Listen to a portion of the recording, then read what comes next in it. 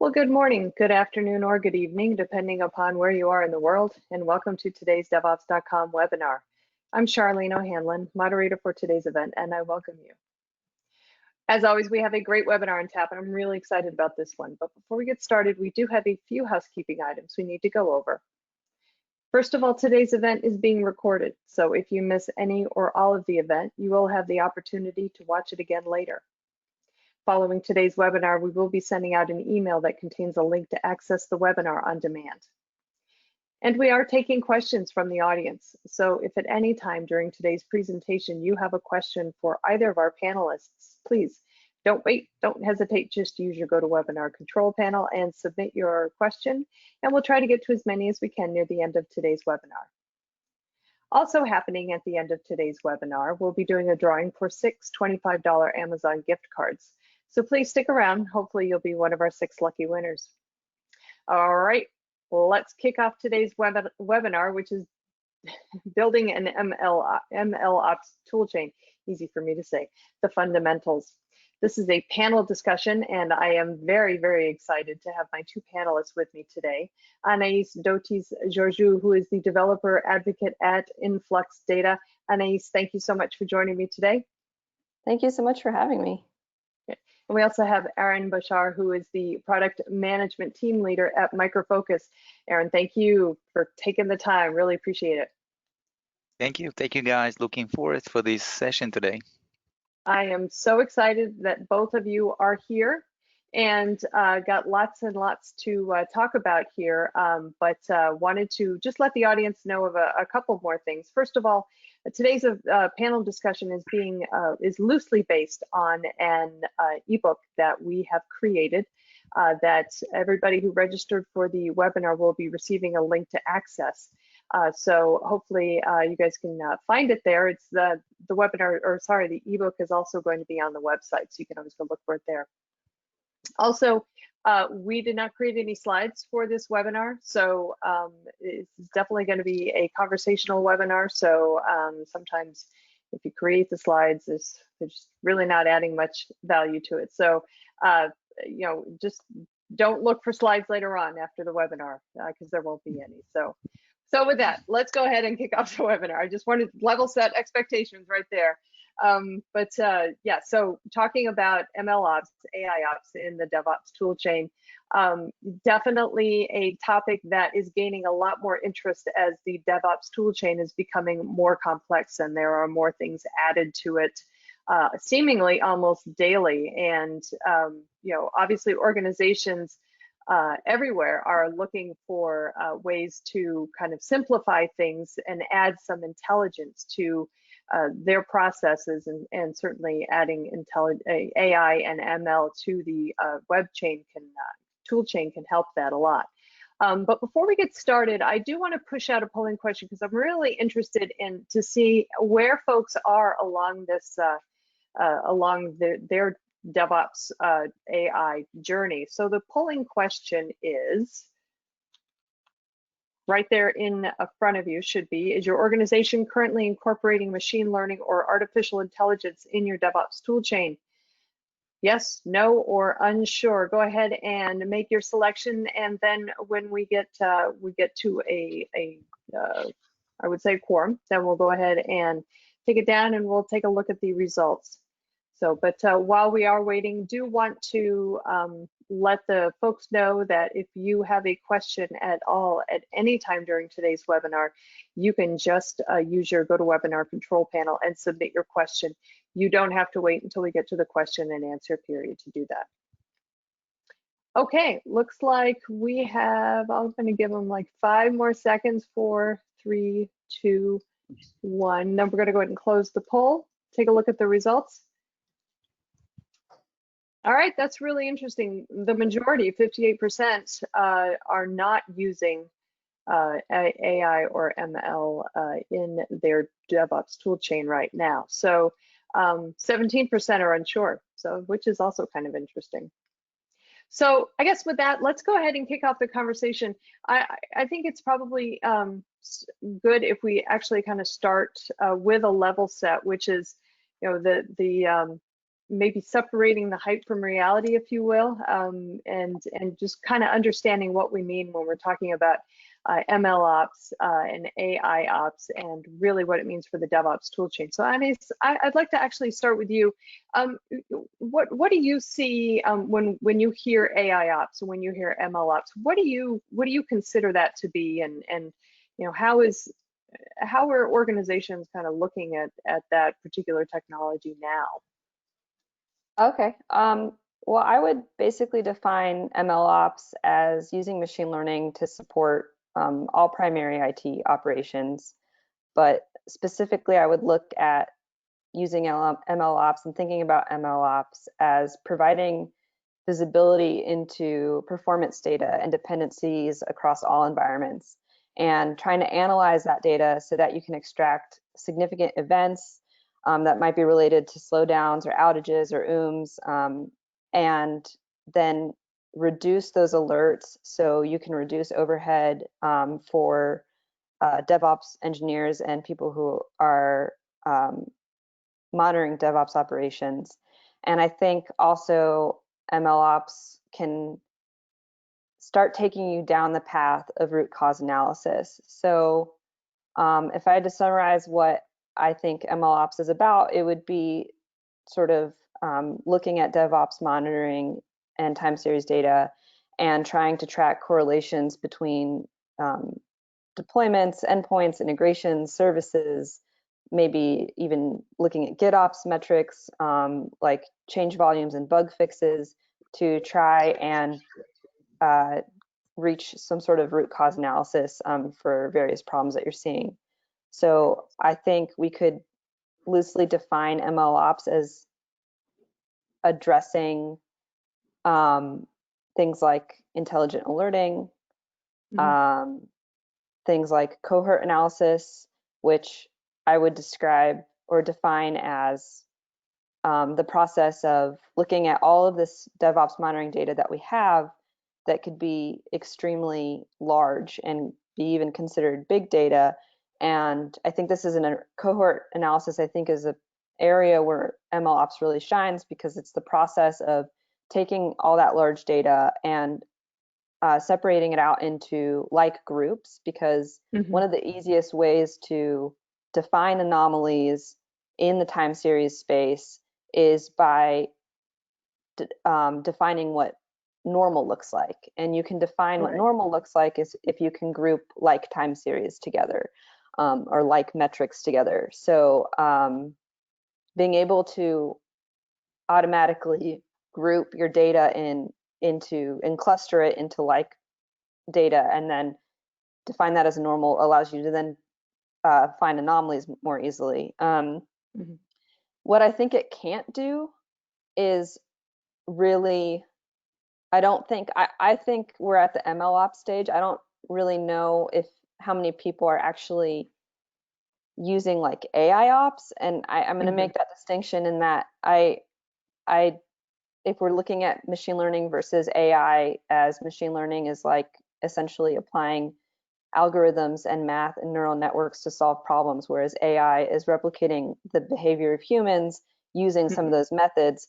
I don't think we're at that stage yet. I think we still need humans to address the finer points of root cause analysis and the process of, for example, asking the 5 whys and iterating 5 or more levels of depth, and actually correlating like a potential OOM or a disk filling to a error in the code, I think requires human analysis on some level. Because you think about, like, if we had an example where we're looking at like registering users with email, and maybe there's some sort of bug where an email can't have a hyphen in it, and all of a sudden we're writing, it reproduces some error where we're trying to write this user into the database multiple times as a result for some weird reason. And then we're getting all of these logs, all of these errors, trying to like tie all these logs and all these errors and like maybe disk filling to this one problem with the code, I think that requires a human to actually look at that. So that's my answer. Yeah, no, that makes a lot of sense. Aaron, what about you? I mean, what do you think about when you hear the term MLOps or even AI ops? I mean, Yeah. do you agree with what Anais said, and really, what do you say as things that it can do and it can't do? Yeah, so I just can echo what Anais said and bring it from our space. You know, we are in the DevOps space. Usually, or DevOps, sometimes we hear the word DevOps, Agile, waterfall, of those kind of different terms. Where DevOps is kind of agile on asteroids, right? And the DevOps, it's all about taking all the pieces of the puzzle together. You know, starting from the planning phases where we need to understand what the business requirements are, and moving towards the build and test, and how we can make the build the most efficient one and test the right things that needs to be tested, up to deploy and operate, and later on to the monitoring phases. Now that sounds like a very simple task, but at DevOps it's about how you connect all of those different solutions or software pieces that will bring it into like kind of all the things play together in a way. And if you take this complexity and add to it the fact that in enterprise, mainly in enterprises, the companies that we are dealing with, they have tons of different solutions. And each and every one of the solutions have their own processes, their own tools, their own life cycle. Then the DevOps is becoming something super, super a complex one. And if you try to connect between all the different phases and make it something that make all of this mess reasonable, it's very hard to do it with the huge amount of data that are streams on a daily basis. And I think that the AI ops and the MLOps, which are comes into the action, can help us first of all to improve the development efficiency. You know, when we are looking at the amount of the user stories, the development velocity, the developers daily check-ins, and the defects and bugs that are being surfaced by the Q engineers and so on and so forth, we take all this info together and capable of trying to see some patterns. As I said earlier, we can influence on the development and the entire development efficiency. And if we want through the development phases to help with in-depth log analysis, this is something that, you know, when we are working with a solution today, it's not a complex like 2-tier, 3-tier kind of applications, right? Sometimes you have an application that is compound from several endpoints, several services, and the amount of data, it's huge. So when you need to do an analysis, it's very hard to do it. And with the traditional tools of doing this log analysis, it's very hard to do so. And it goes up to, you know, to make all the automation and the test automation, which we're going to talk about it later on, even much more harder, because sometimes even a simple change that is being derived by one of the developers required massive testing. So how we can improve this area of testing.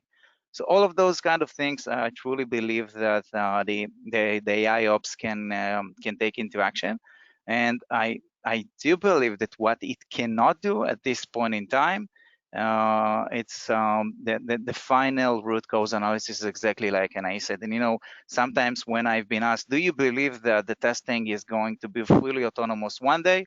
Then I would say I don't know the one day term, but I would say that if we are going to compare it to like the autonomous driving of today, which is the most, let's say it's the most advanced kind of thing in the space that we live in right now with all the AI and all of this kind of technology, still you need to be the driver to sit in the driving seat, right? So if the autonomous machine will take the wrong decision, we will be there to fix it. And I think this is the same. Also, the same goes also for our space, and specifically in the DevOps space. Okay. All right. Great. So sounds like we are kind of closer to the beginning of using ML ops and AI ops rather than the end, if you will. Sounds like there's still a lot that needs to be done to really kind of bring forth you know, a completely autonomous system. So what then are some of the considerations then for organizations that are starting to think about adding MLOps to their tool chain? I mean, you know, obviously, Aaron, you just said that it can be very complicated. So what are some of the things that they need to consider? You know, I'm thinking about, you know, considerations such as, you know, data storage, notifications, things of that nature. I mean, you know, are there certain things that that they need to really kind of keep an eye on or consider when they are thinking about implementing? Aaron, why don't you go ahead and start us for that one? So I'll start, I'll tell you from our own story about using AI and ML capabilities infused into our solutions. And after like 18 months now into our AI journey, and as a company that delivers some of these capabilities, I can tell you that one of the most important things as the lesson learned is that you need to make the data an integral part of your planning. What data we need to train, what kind of data we need to acquire, how to clean it, how to classify it, how to tag it, all of those different things, which are super important because at the end of the day, I'm pretty much sure that everyone that deals with AI heard about the garbage in, garbage out kind of a story. So if you will feed the AI engines with garbage, then don't expect something reasonable to come out of it. So this is why I'm saying that the data planning is an integral part, and don't start any further task before you truly believe that the data planning phase had been done very, very carefully, and you have the understanding that the data that is going to be used to train your AI engines that eventually are going to be used within the organization will be the right data that should be used. And in less kind of mission critical systems, it might be that we can suffer this pain. But if we're talking about mission critical systems that needs to be fitted with the right AI data, this is becoming even more important as part of the planning. Now, the next thing is, if you have the right planning of the data and you know how you need to clean it and you need how to classified and so on and so forth, you need also to be ready with the infrastructure. So having the right infrastructure, it means that you need to understand that, we're talking about the deep learning, and the deep learning became a reality because of two important ingredients. The first is the big data solutions that actually became something that almost everyone can consume in today's reality. And the second thing, it's about the computing power. So in our space, for example, we are using AI and ML mainly in the areas of computer vision, which require a very high-end GPUs. So you need to make sure that you equip yourself with the right infrastructure, with the right computing power in order to do these kind of things. And then after you have the right planning and you have the right infrastructure, you figure out that you need to do some changes within your development organization. So you need to have the right mixture of people.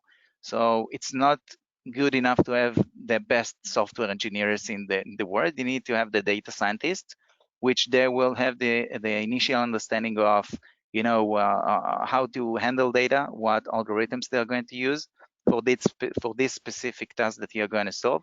You need to have a data analyst within the team. You need to have the QA engineers, which needs to understand what it means to test a solution that incorporate AI into it.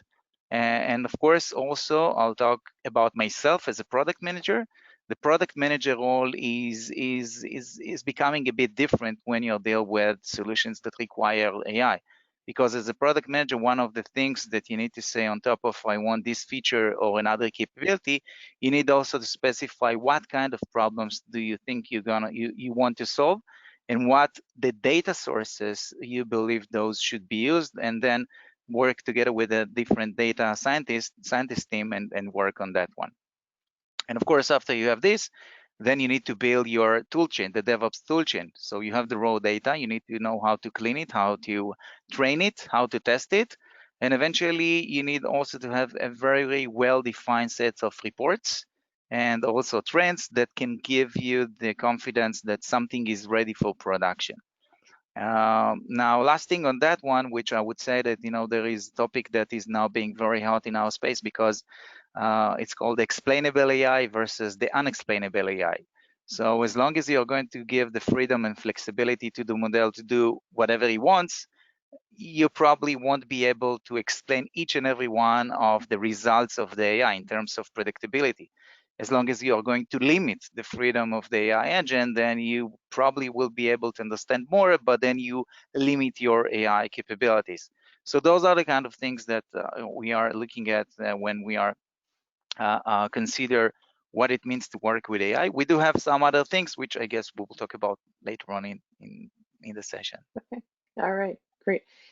Anais, let's take a look at data specifically when we're talking about ML ops. Aaron obviously just mentioned data as a critical element of it, but I'm wondering if we need to consider also the types of data that are being collected and whether all of the data that's necessary is being collected, because we're talking about structured data, unstructured data. How much of a consideration is data sources and data location and the quote unquote value of particular data? How important is that in designing an ML enabled system, if you will?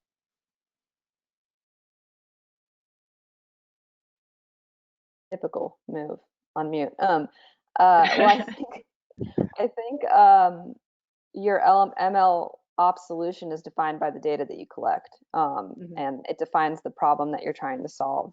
So it's incredibly important. I think specifically within DevOps and DevOps monitoring, that data always looks like time series data.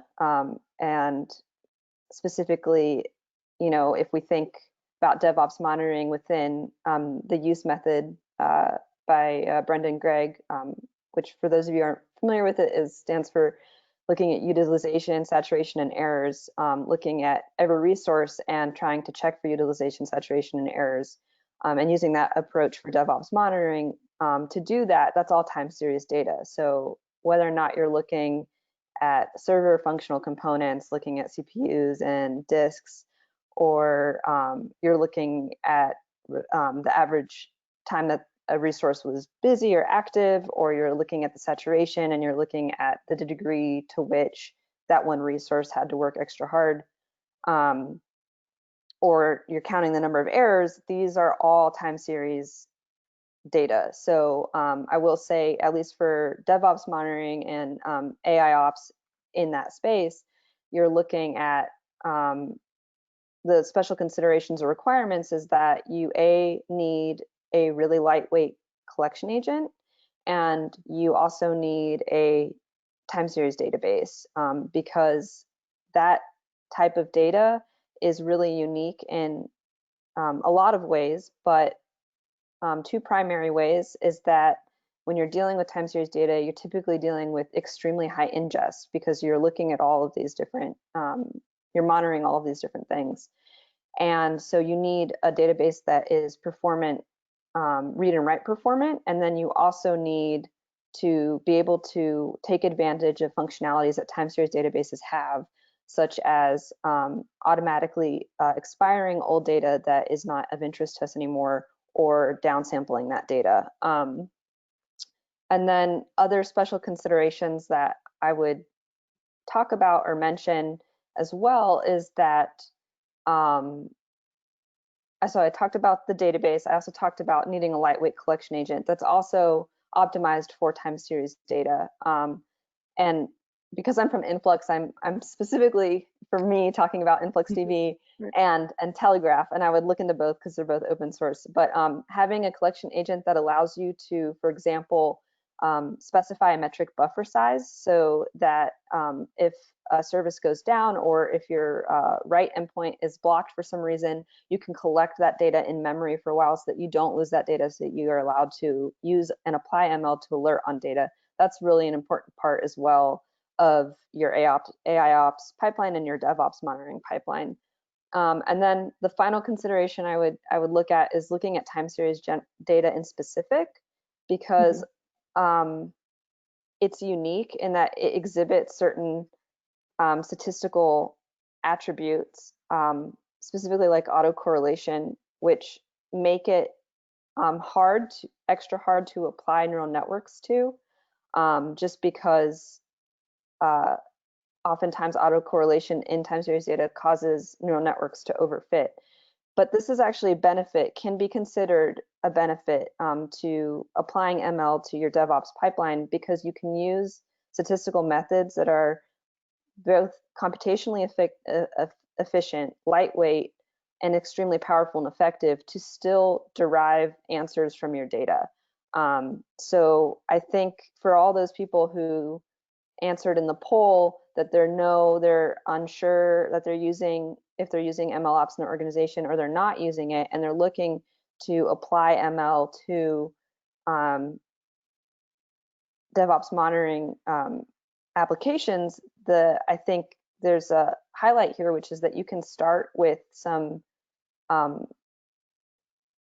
statistical methods instead of neural networks, which are easier to understand and easier to use, and so you can still gain a lot of value from that. And I would encourage people to start on that path before they get overwhelmed by trying to also maintain a data ops pipeline for their ML, for their neural nets, and like trying to perform incremental learning and utilize GPU and have all these other considerations. So yeah, it sounds like using MLOps to build data ops pipelines actually might be kind of like boiling the ocean, if you will, for those who are just getting started with it. So I imagine ways that that organizations can do so, kind of get started on that journey in a way that doesn't, I guess, cause them to go insane in the process, is probably going to be very well received in the community. You also mentioned open source, and your technologies are open source, but how big of a role does open source play in the MLOps equation? And is there a healthy market for open source MLOps technologies out there?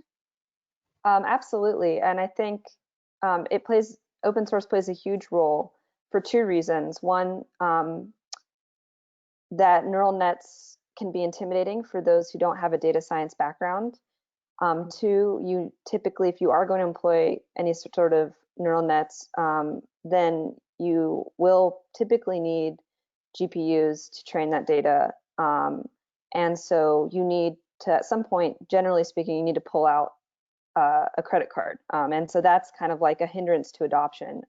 So without open source tooling, there's even more hindrance. So now the like introduction and existence of all these various open source ML options have really enabled people to get started with trying their hand at AI ops or ML ops. And so I think it's critical. I think to name some really important tools out there, there's InfluxDB, which is where you would store all your time series database and where you would build your ML ops pipeline on top of. There's Kubeflow, which is Google's open source framework for managing model training and deployments in Kubernetes. Databricks has a lighter weight framework similar to Kubeflow called MLflow that's worth checking into. A lot of times this sort of computation needs to happen in a distributed environment. So people oftentimes think of Spark, and data scientists love pandas. So they usually have to use Scala to convert their data with Spark into a Scala data frame. But I would encourage you to look at using, instead of Spark, maybe using Dask, because it's all in Python. So you get to take advantage of pandas data frames that data scientists are used to, instead of having to familiarize themselves with Scala, and you still get the benefit of being able to apply these models in a distributed fashion.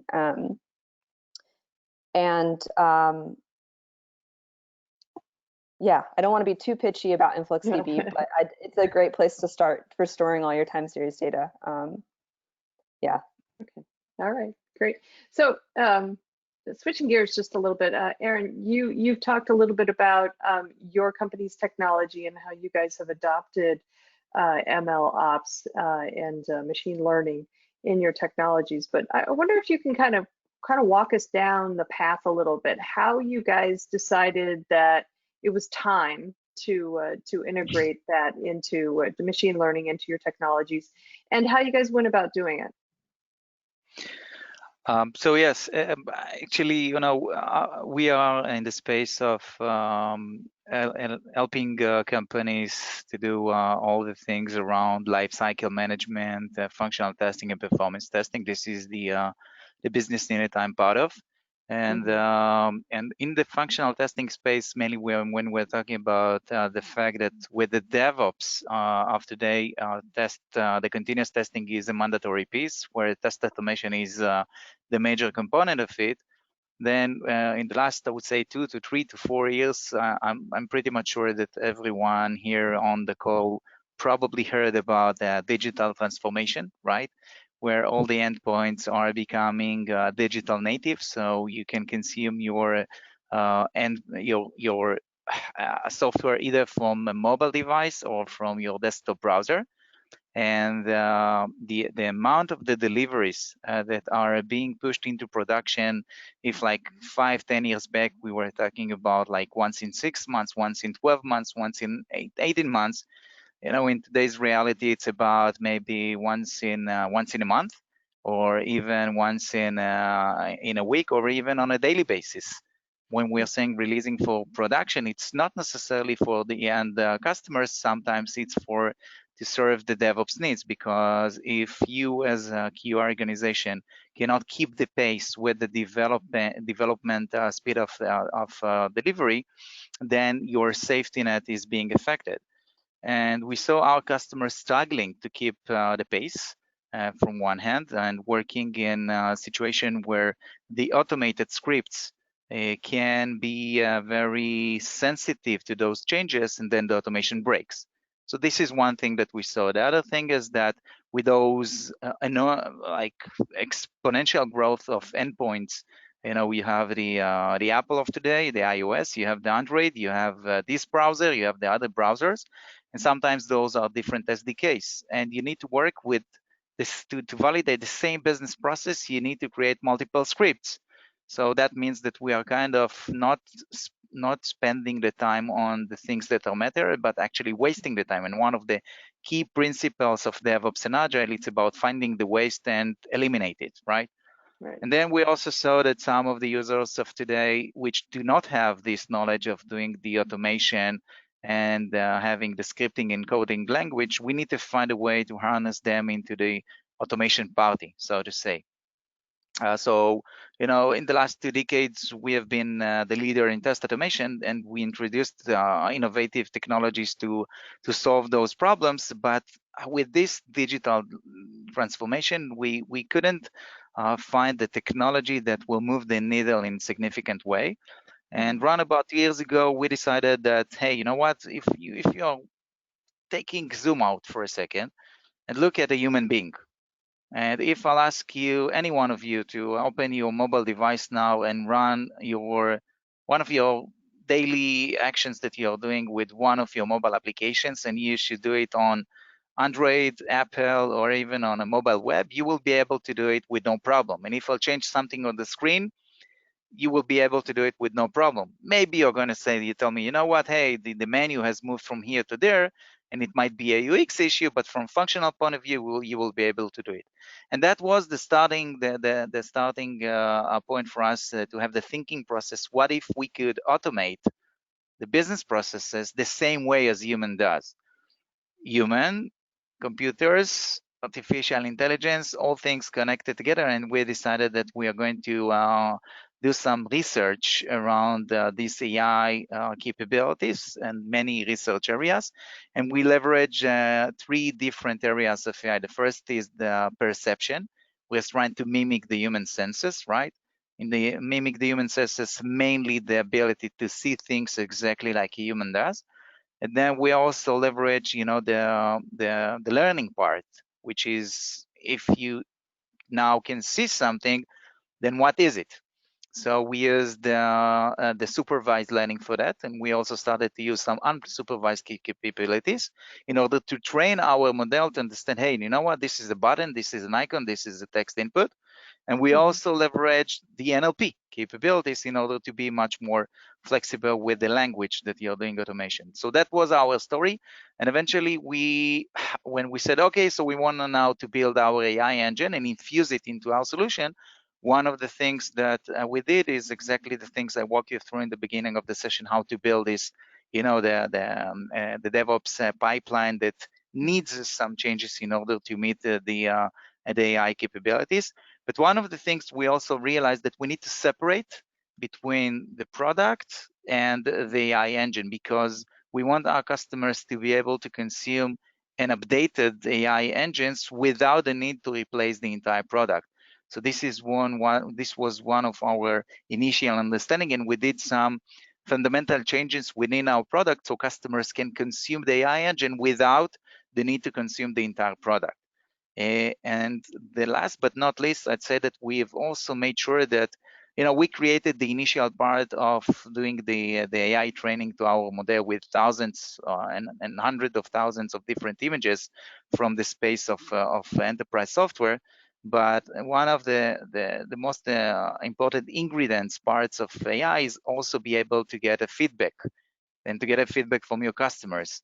It means that we have baked into the product the ability for customers to drive the feedback directly to us. What it means that they can submit a feedback, means that they are going to submit us, for example, the snapshot of the application that currently this specific image is not being identified, and that will goes back all the way to our DevOps engines, the automated engines that will be able to analyze why it is not working. Is this is a class that the AI engine was not trained for?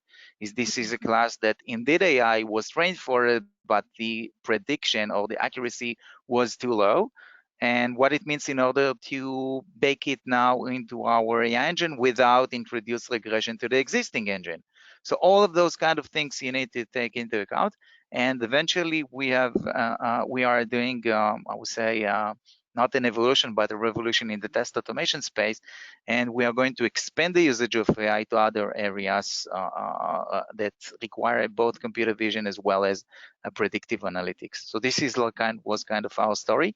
And as you said in the beginning, Charlene, it's just the starting point. I truly believe that we have tons of stuff to do there, and the entire technology will introduce some interesting stuff so we can all leverage. And I will just end with saying that I'll echo what Renee said. I think that if you are in your starting point of leveraging AI capabilities, the open source and all the knowledge that exists out there in the web, it's definitely the starting point. That was the starting point for us as well. So yes, Excellent. this was. So, you know, it's really fascinating to hear, you know, the different journeys that both vendors and customers have been going down. And the thing that really fascinates me about it is the fact that it's not a one-size-fits-all solution. And Yes. I think when it comes to ML, it's never going to be, because of, you know, obviously just the way different organizations are run. But, you know, taking that into account and recognizing that, you know, each of your customers has different needs and different goals. You know, what successes have you seen your customers actually achieve through, you know, the integration of MLOps into their tool chain? Aaron, why don't we start with you? I'd love to hear what you guys have seen. So when we have released I would say last year, the first release, including the AI capabilities within the solution, I would say that the first reaction of our customers was they were skeptical. They would say, "Hey, come on, something. The machine is going to take a decision for us. No, no, no. We need to check it out." And then they start to see the things are reasonable, things are working for them. And you know, they start to create the confidence level that things can work with AI. But what we also saw at the same time, exactly like you said, there is no one product fits all, right?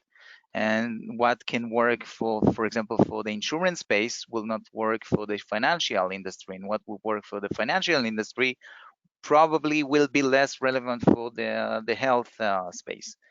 So one of the things that we are looking nowadays as one of the challenges that we want to solve it to our customers is to build what we call the custom or federated model. So each and every one of the customers, according to his segment, can adopt and can leverage part of the AI capabilities.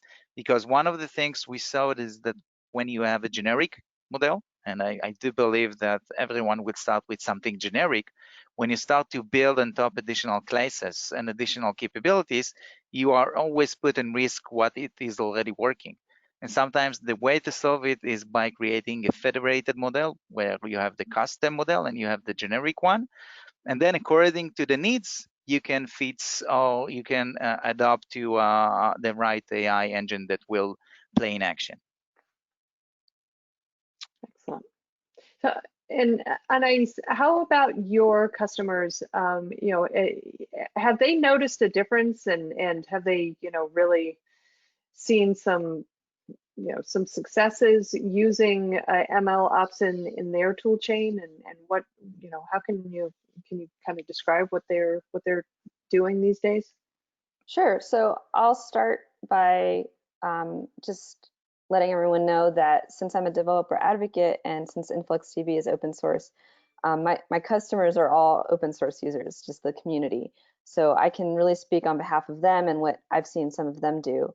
I've seen people build online incremental online incremental learning ML pipelines on top of InfluxDB to achieve things like capacity planning solutions. So we have people that are taking their various system metrics into their InfluxDB instance, and then they're performing time series decomposition to separate that time series into its 3 attributes, being its seasonality, its trend, and the residuals. And then they'll do things like look at whether or not this time series data exhibits seasonality. And if it exhibits seasonality, that means that the data needs to be treated with one type of algorithm. And if it doesn't, it means that it can be treated with another. And so some common approaches I've seen is that if it does exhibit seasonality, then we'll go ahead and use maybe Keras, which is a framework for TensorFlow, if you're not familiar with it. They'll use Keras to apply things like LSTMs, or maybe they'll apply other forecasting methods like Facebook Profit on top of the time series data that has seasonality, or maybe ARIMA or Holt-Winters. And then for data that doesn't have time series, maybe it looks more piecewise linear. And so they'll apply maybe linear regression to those models instead, which are way more obviously computationally efficient. And then if they're using if they're using a neural network, what they'll be doing is saving the weights in a Python environment.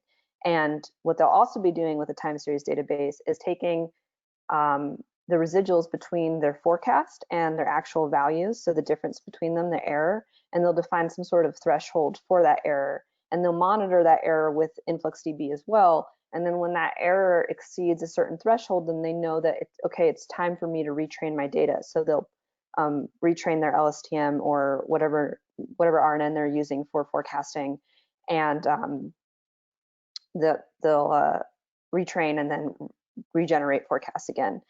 So that's kind of one pathway I've seen for capacity planning. I've seen others that have used, like I said, Facebook Profit or Holt-Winters.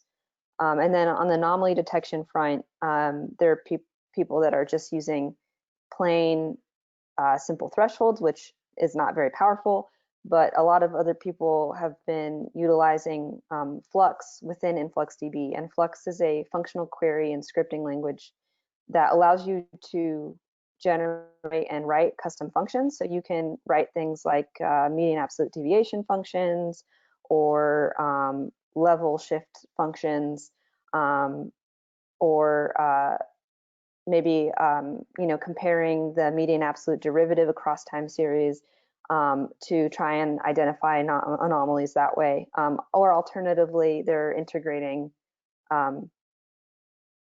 other anomaly detection libraries. I can highly recommend the ADTK, which stands for Anomaly Detection Toolkit library in Python, and then using a client to do that sort of analysis, pull it out in Flux, and then send it back. So those are some of the pipelines that I've seen, or architecture that I've seen. Yeah. Sounds really interesting. They're very varied in what they're accomplishing. I think that's really fascinating. So one thing I did want to kind of circle back on, and I think it's something that Aaron, you mentioned earlier in the conversation, and that is the role of the data scientist in the whole MLOps tool chain. Is that a role that's absolutely necessary for having or for adopting MLOps, or is it something that perhaps a developer or DevOps professional could actually adopt or add on to their existing role? And Aaron, I'll go ahead and ask Yeah. you first. So I truly believe that a data scientist is a mandatory role, and it's not because we want to expand now the labor that we have within the organization. It's because we want to create kind of an SME discipline here. Okay, we want to have someone that understand what the problem that we want to solve is, and what the data that needs to be collected is that will fit in order to solve the problem. Because as I said in the beginning, if you understand what the problem that you want to solve and you won't fit it with the right data, then probably will not solve your problem, or the problem won't be solved. And there is a report that I've been read lately that more than 70% of the AI projects are actually failures because of one thing, and this is the data that is being used in order to feed the engines. It's not about the algorithms that are being used. It's not about all the rest of different ingredients within the AI pipeline. It's because of the data. And I truly believe that if we want to make sure that the data that is going to be collected will be relevant to the problem that we want to solve, this is one thing. The way to classify, the way to tag it, what kind of classification we want to use. And for example, in the space of computer vision, do you want to use the simple bounding box? Do you want to use the segmentation? Do you want to use the polygons? Do you want to use the dots? How you're going to augment data? So for example, if you get like one picture of specific icon that you want to identify, would it be good enough just to augment it 10 times more? We want to augment it in a different ways. So for example, creating contrasts and introduce noise. Those are the kind of things that are sits, on the data science role. And from our own story, I truly saw that when we hired the data science that understand the space that we are in the computer vision, and understood the problem that we are trying to solve, the accuracy rate of our AI engine was raised in I would say 3 times more than in before having the data science in the team. Interesting. I do believe that for other spaces, with the predictive analytics, which is part of the more of MLOps and AI-ops that are part of, this is also important, because at the end of the day, remember, we want to solve something. We need to understand what we want to solve, and we need to make sure that the data will fit to it. As simple as that. All right. And Anais, do you agree that the data scientist role is mandatory for a successful MLOps?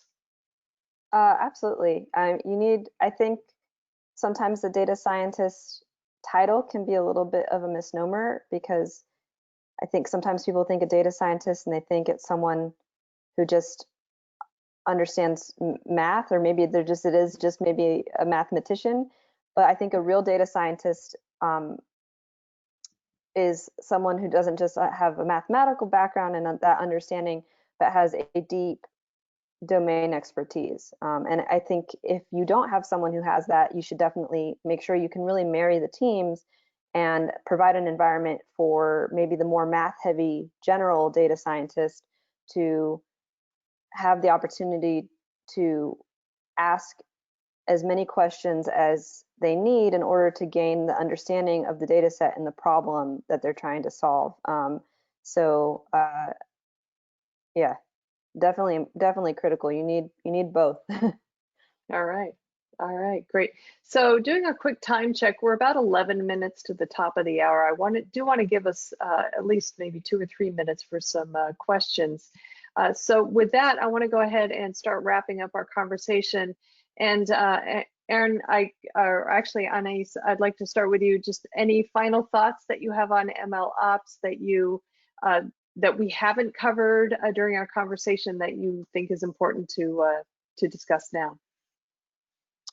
I guess some final thoughts is that I encourage you all to get started just by, and if you want an introduction, you want a really fast way to play with some time series data, just to use InfluxDB and then start following some various tutorials and blogs that exist to, I don't know, maybe you want to use InfluxDB to monitor your sourdough culture when you're making bread and try and predict the CO2 levels.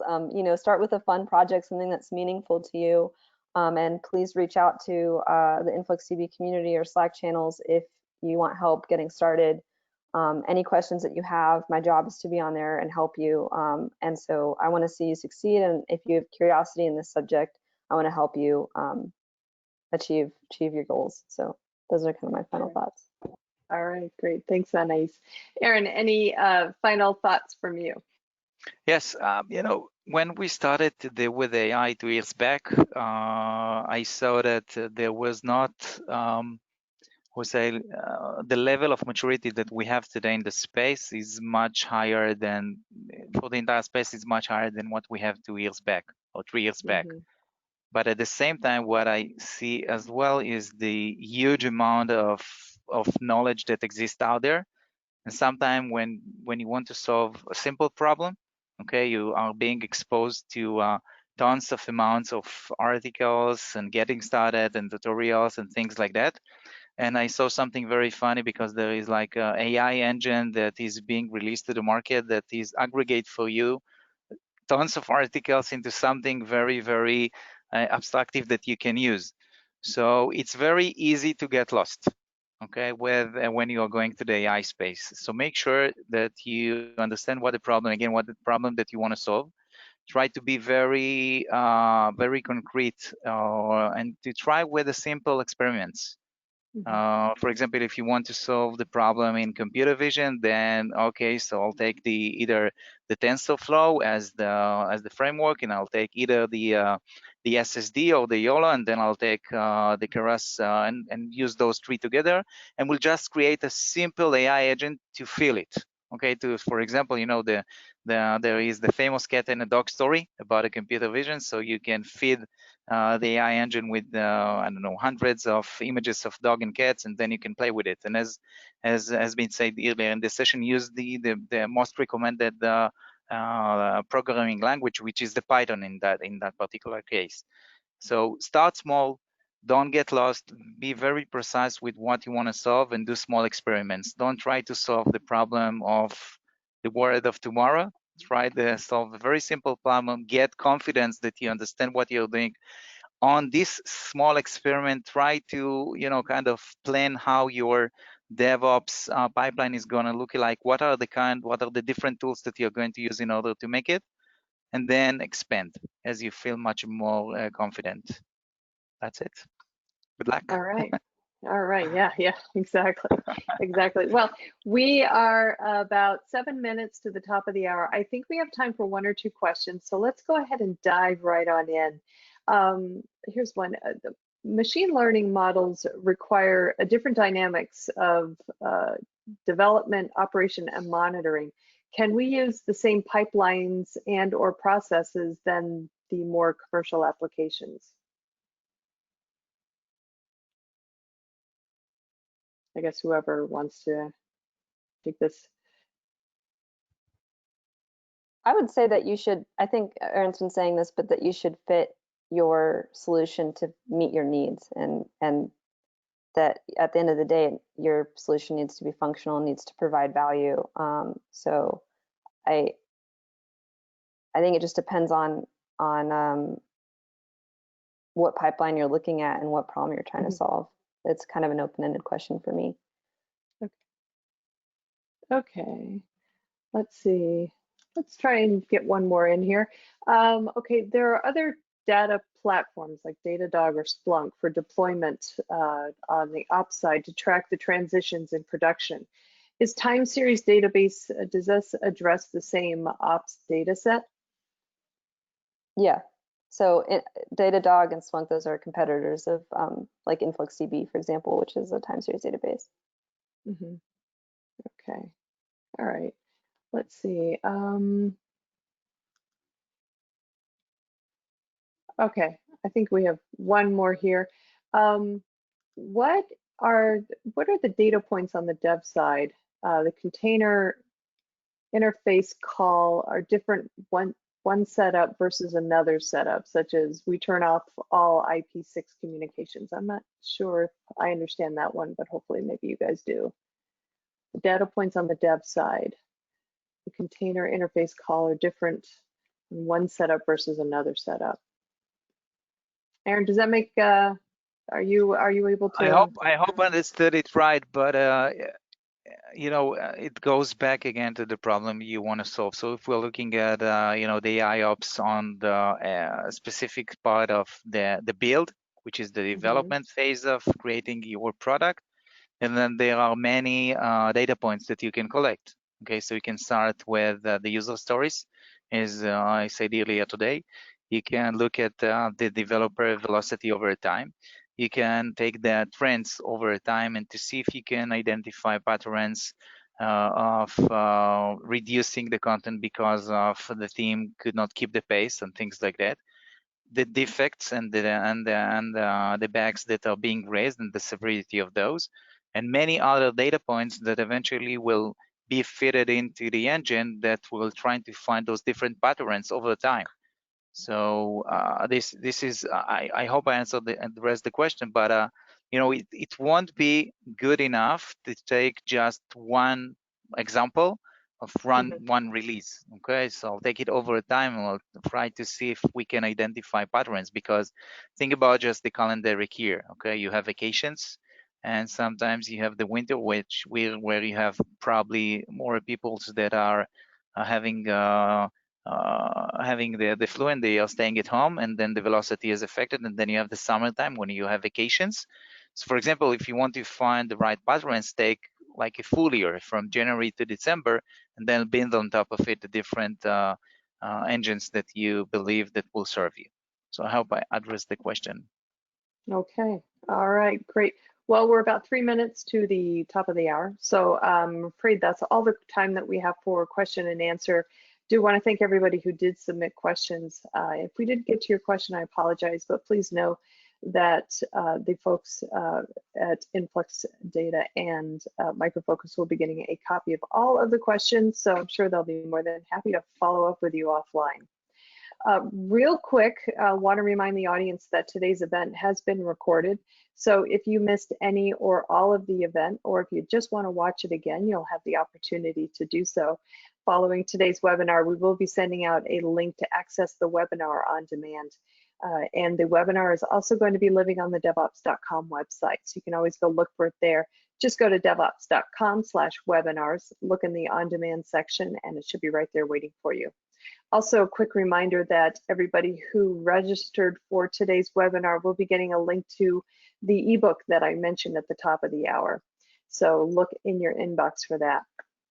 Okay, also at the top of the hour, I did mention that we would be doing a drawing for 6 $25 Amazon gift cards. So without further ado, I'm going to go ahead and do that before we close things out. Okay, our first winner today is Camille K. Congratulations, Camille. Our second winner today is Clint C. Congratulations, Clint. Our third winner today is Joan M. Congratulations, Joan. Our fifth winner is John, Jon-B. Congratulations. Actually, that's our fourth winner, sorry. And fifth winner then is Mark H. Congratulations, Mark. And our final winner today is Paul P. Congratulations, Paul. Guys, check your inbox because that's how we'll be sending out your $25 Amazon gift card to you. So check your inbox, as I said. If it's not there, check your spam folder. Anais, Aaron, both, thank you so much for your time, your expertise today.